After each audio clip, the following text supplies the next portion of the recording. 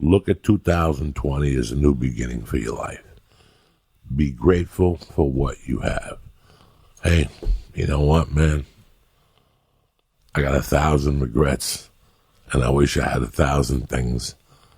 But you know what? Sometimes it's better to want than to have. It's funny. Again, not putting anybody down here. Or not saying anything off color. I watched the Eddie Murphy on SNL. I didn't watch the whole episode because that's not going to happen.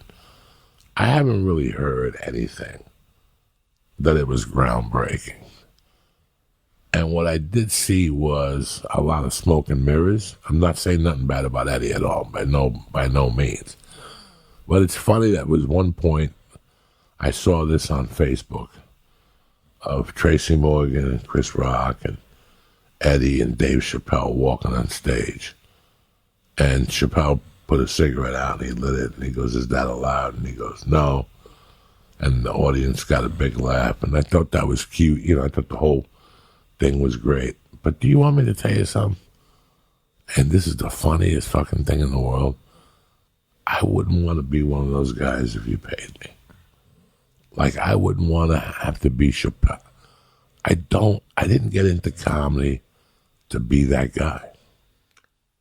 Is there another comedian who you would like try to be like, oh, if I could have their career, then I'd be happy? Or is it just personal to you? I really admire Doug Stanhope's career and Andrew Schultz's career, and I pattern it from both of their careers. I think that my special days have come to an end. I have come to that. I think that I really just want to work on my live act. You know, I don't ever have aspirations on going on a late night show. Like, I've never watched them, so I have no aspirations. If it was Johnny Carson and somebody would come to me and say, they want you to do 6 minutes clean, for him, I would do it. But that stuff, you know, somebody told me a very interesting thing the other day. And you know me, guys. I'm raised Cuban, I'm Santeria and Catholic, but I love a couple things in the Buddhist religion. I really do. And a dear friend of mine who's Buddhist said to me, write it down 7 times what you really want. And I did it. I did it the other night. I stayed up till 2. I got really high. And I wrote it down just to see what the answer was. And after 7 times, it got shorter and shorter and shorter. The other night, my daughter was on some app called ABC something. ABC, not the kid one that you see commercialized. Mercy.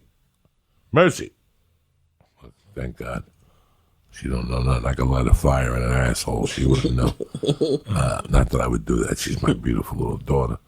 But it's some ABC something. It goes by grades. And I let her use my computer. And I heard, Dad, I was watching World News tonight, and I didn't know if she had just gotten stuck. And then 20 minutes later, I heard, Dad. And I go over, and she goes, Dad, I don't know how to put this into a file. And this kid's app had a page to write a letter to Santa Claus on it. Now, I knew she had written a letter to Santa Claus, but I think she wanted to double check he got it. So she wrote it to him on the internet, on the fucking cloud. And when I read the letter, I gotta tell you something, I had to get up and wipe my tears from my face. She wrote, like, Dear Santa, I've been a good girl this year. I've really tried. I've made a few mistakes. At this point, I'll take whatever you give me.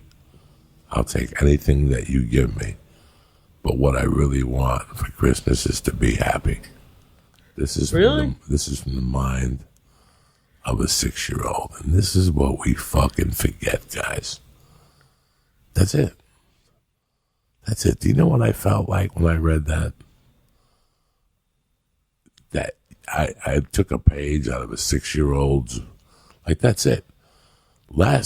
Sunday night when I got home from my second set at the store, and I did my closing arguments for the day in my notebook, I wrote that it's Sunday, and it doesn't matter if they bomb Japan, if Young Kum Kum sends a missile over here, if they impeach Trump. Nothing really matters. It's fucking Christmas. It's Christmas.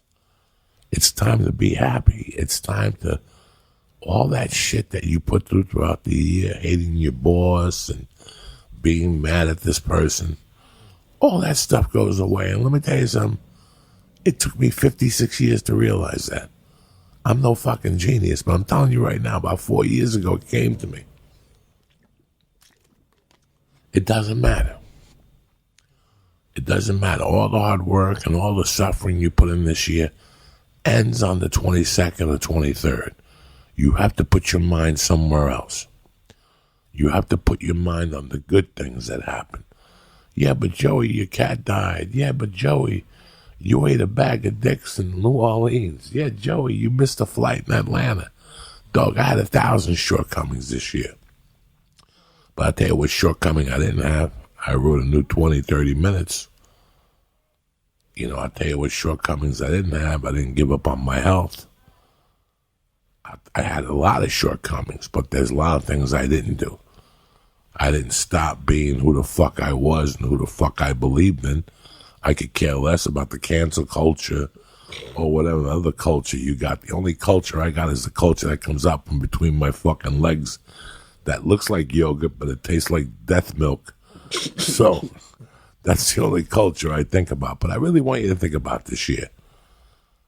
While you're sitting there today after you're listening to a few podcasts, forget about everything else, man.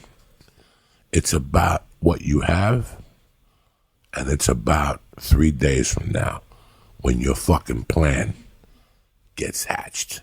Can you imagine that? This thing you've been dreaming about for years, that you've been scared of trying because you might fail. Who gives a fuck? You know how many times you gotta fail before you, what do you think? If you try it the first time, it's just gonna flourish. That's the problem with people. We've become we think that after 1 or 2 tries, that's it. My life is done. Bitch, your life is starting. And you got 19 more failures before you even move another inch on this fucking field.